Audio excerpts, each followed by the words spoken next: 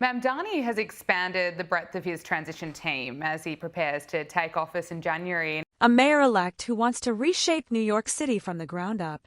A policing expert who literally wrote a book called The End of Policing. Hillary Clinton dreaming of Donald Trump disappearing. Greta Thunberg dyeing Venice green. And liberals calling for Thanksgiving boycotts. This week in American politics somehow manages to get even stranger.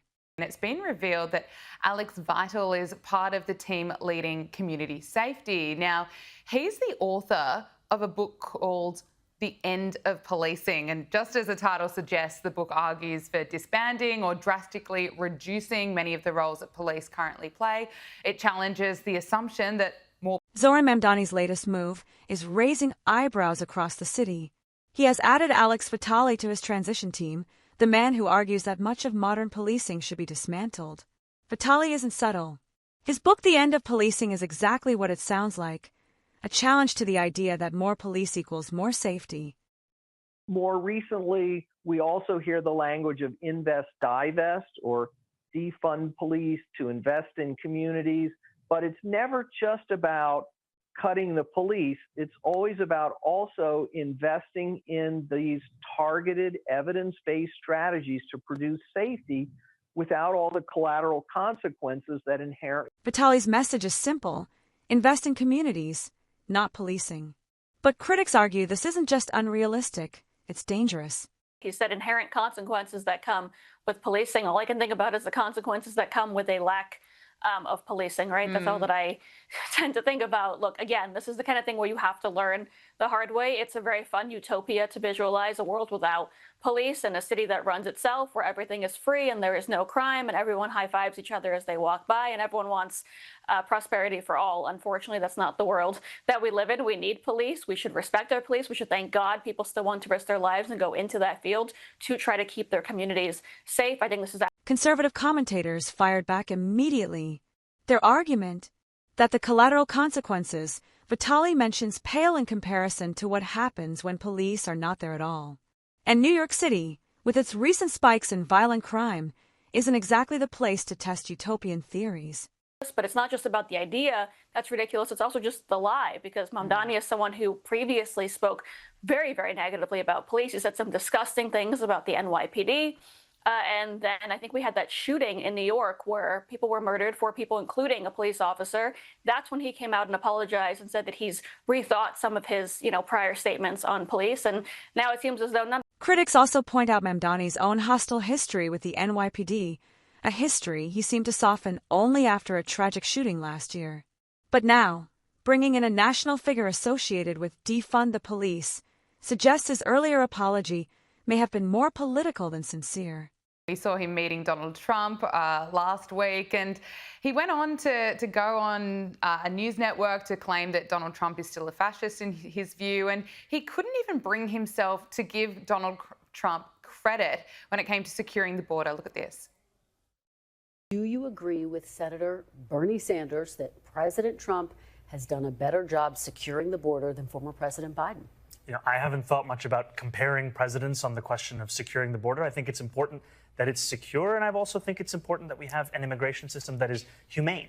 And that's what I spoke about with the president, is that New Yorkers want to see humanity in the policies that are being implemented. Do you give President Trump some credit for the work that he's done to make the border, in Senator Sanders' estimation, more? Then comes the headline that nobody expected. Zoran Mamdani met Donald Trump. And not only did they meet, Trump came out praising the mayor-elect as charismatic. Mamdani, meanwhile, went on television afterward and said yes, Trump is still a fascist in his view. Secure? What I give President Trump credit for is the meeting that we had yesterday was one that was focused on how we could work together for New Yorkers. And the place that we could do so most effectively, frankly, is ensuring every New Yorker can... Even when asked directly whether Trump deserves credit for border security, Mamdani refused to answer. Why? Commentators argue simple politics. His base does not want him praising Trump for anything. I mean, I'll let people decide for themselves. But look, how can you go out there and give anyone credit for securing the border when the majority of your own voters don't believe that we should have a secure border to begin with, right? If you don't believe we should have security, if you don't believe we should have a system that favors those that want to come in legally, if your supporters actually support the opposite of that, you definitely are not going to go out and thank Donald Trump for all the hard work that he's done. The reaction: if Mamdani can't acknowledge success, even when asked directly, what does that say about his leadership? And how will his supporters react to images of him smiling next to a president they compare to dictators? Speaking at an event, saying that she's been dreaming about the day that Trump is gone. You know what this reminds me of is I wish that there could be like a huge national sound system. And we would all wake up and they'd say, attention, attention, we have found the problem and we have solved it. He is gone. Meanwhile, Hillary Clinton lit up social media, but not in the way she intended. She said she literally dreams about Donald Trump being gone. The laughter, the tone, critics called it bizarre and bitter. Suffering audience. I mean, talk about living rent-free in someone's head. Look, it's kind of just sad at this point. The whole thing, I like the word you use, it's just bizarre. At the same time, if you really think about it, this is someone who was told by the entire Democrat Party and establishment that she was going to be president, at least in her lifetime. She thought she was going to be president when she ended up losing to Barack Obama. Then she thought it was guaranteed when she went up and they took the votes again from Bernie Sanders, gave it to her, gave her... Commentators argue Hillary is haunted by 2016, an election she was told she would win easily, then lost in one of the biggest political upsets in modern history. 48-hour ban from entering Venice after joining Extinction Rebellion protesters in dyeing the Grand Canal bright green. So she was fined, or reportedly fined, $172, and the group argued the stunt was designed to draw attention to the massive effects of the climate collapse. This does not surprise me whatsoever. I mean, what was Greta Thunberg supposed to do after Donald Trump, brokered the ceasefire deal in Gaza and between Gaza and Israel, bringing peace to the Middle East? What was Greta Thunberg supposed to do? Of course, she... Next on the list, Greta Thunberg. She was banned for 48 hours from Venice after joining activists who dyed the Grand Canal neon green. Their goal? Climate awareness. But the result? A fine and a wave of online mockery.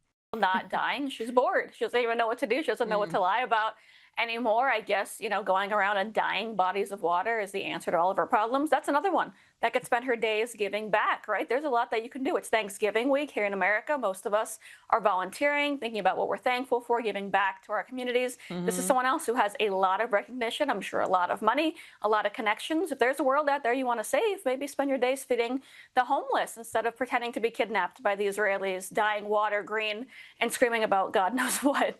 Oh my gosh. Every single day. It's just pathetic. But again, I thought she was 12 years old. I had to remind myself she's the age I was when I got engaged and was planning my wedding. I think it might be. Critics say her activism has become more theatrical than effective, from getting detained to making extreme claims to protest stunts like this. And as one commentator put it might be time to grow up. A new rule, happy Thanksgiving. I can't believe that even that now is a political issue. It is a real shame what's happened to this holiday, which used to be all about the good F's, food, friends, family, football, fun. And now it's you.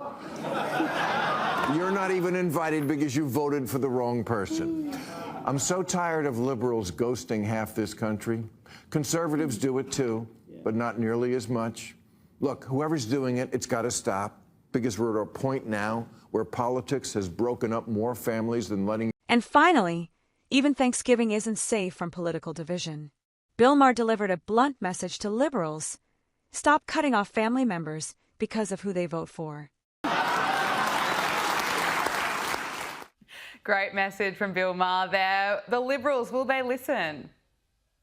I don't think that they will. They are angry. They are comfortable being angry. They are content being angry, and they will continue to be angry. Look, I have liberals coming to my Thanksgiving dinner. I have conservatives coming to my Thanksgiving dinner. I don't care, as long as you eat and you have fun and you watch football and you love this country and you love everything that Thanksgiving stands for. It's really not that complicated. And again, maybe, just maybe. The truth is, America is exhausted. Exhausted by political hostility. exhausted by families breaking over elections, exhausted by turning every holiday into a battlefield. From Mamdani's policing experiment, to Trump meetings, to Hillary's dreams, to Greta's Green Canal, to Thanksgiving turning into a political test. This week shows one thing. America isn't just divided, it's overstimulated. And maybe, just maybe, we could all use a break. Until next time,